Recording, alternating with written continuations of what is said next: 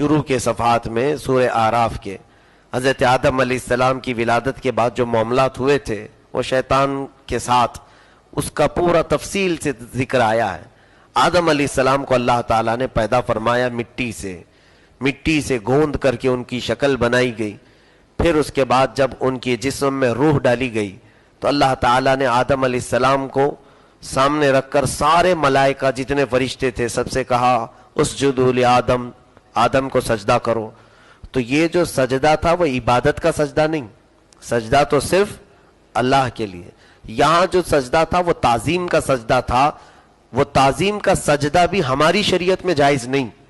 حضور صلی اللہ علیہ وسلم کی شریعت پاک میں تعظیم کے لیے بھی کسی کا سجدہ کرنا جائز نہیں۔ وہ پہلے شریعتوں میں تھا، آدم علیہ السلام کی شریعت میں تھا، یوسف علیہ السلام کی شریعت میں تھا، ان کی شریعتوں میں تعظیم کے لیے سجدہ کرنا جائز تھا۔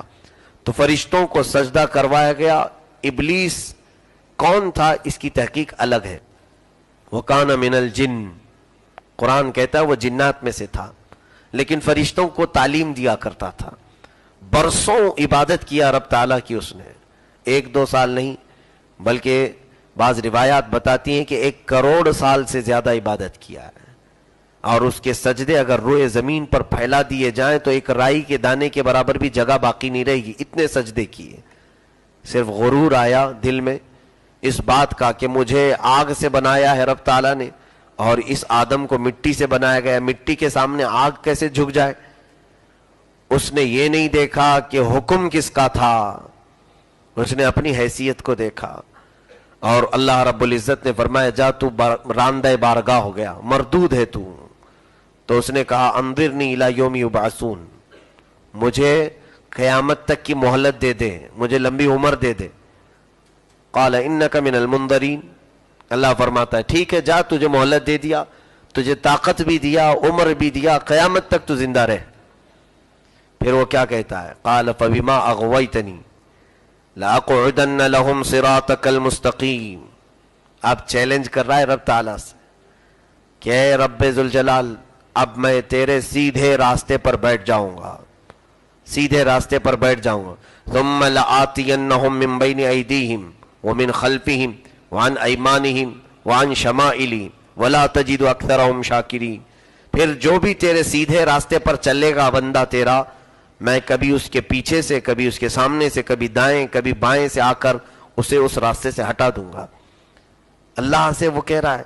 اور پھر آخر میں جو وہ جملہ ہے، توجہ چاہتا ہوں، وَلَا تَجِدُ أَكْثَرَهُمْ شَاكِرِينَ، اے مولا تیرے بندوں میں شکر کرنے والے تو نہیں پائے گا، شکر کرنے والے بندے نہیں ہوں گے اس میں۔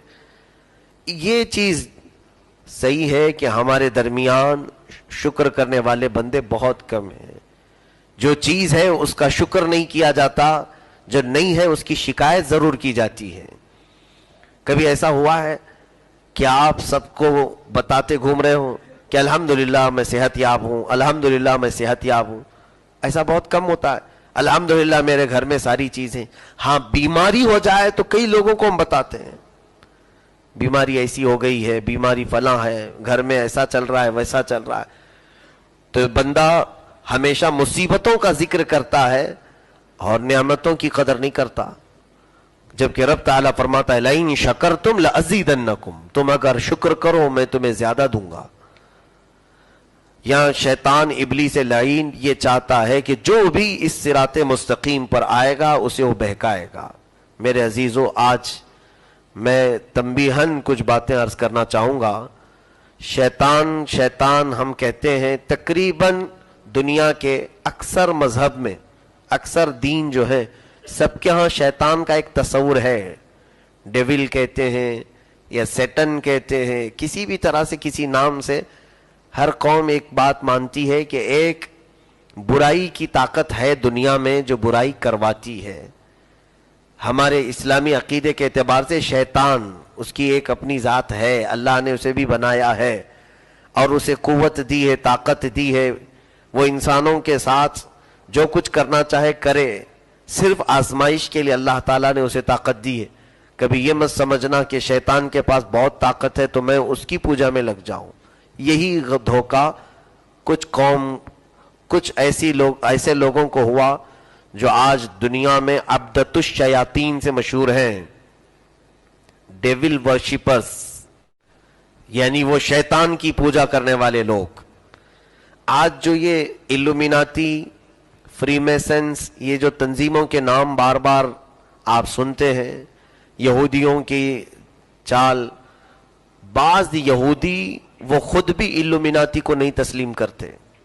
یہودیوں کی اپنی مقدس کتابیں ہیں، ان کا ایک اپنا دین تھا، ان کا ایک اپنا نظام تھا، بہرحال اس میں شرارتیں ہیں یہودیوں کے اندر، لیکن شیطان کی پوجا، شیطان کی عبادت کرنے والے نہ وہ یہودی ہیں، نہ وہ عیسائی ہیں، نہ مسلمان، کوئی بھی قوم میں سے نہیں، وہ خالص ایک الگ جماعت ہے۔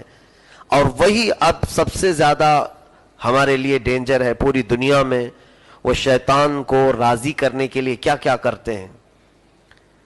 بوہیمیا ایک، یہ بھی تنظیم کا نام ہے، اس میں سال میں ایک مرتبہ یہ بلی چڑھاتے ہیں کسی اچھے آدمی کی، اور شیطان کو اس کا خون پیش کرتے ہیں، اور ہر وہ غلاظت کرتے ہیں۔ سال میں ایک مرتبہ، مجھے خبر ملی تھی، سان فرانسسکو امریکہ کا ایک شہر ہے جہاں پر سالانہ جولائی کے اخیر میں یا کبھی یہ لوگ جمع ہوتے ہیں، اور وہاں پر شیطان کو راضی کرنے کے لیے، اس میں بڑے بڑے سٹار لوگ ہوتے ہیں دنیاوی اعتبار سے، بڑے پیسے والے لوگ، اور اس میں ہر غلاظت کر جاتے ہیں، چاہے وہ زنا کے اعتبار سے، سگے رشتوں میں کیوں نہ ہو، اپنی بچیوں کے ساتھ کیوں نہ ہو، اور بھی غلاظتیں وہاں پر جو کرنا ہے وہ سب کرتے ہیں۔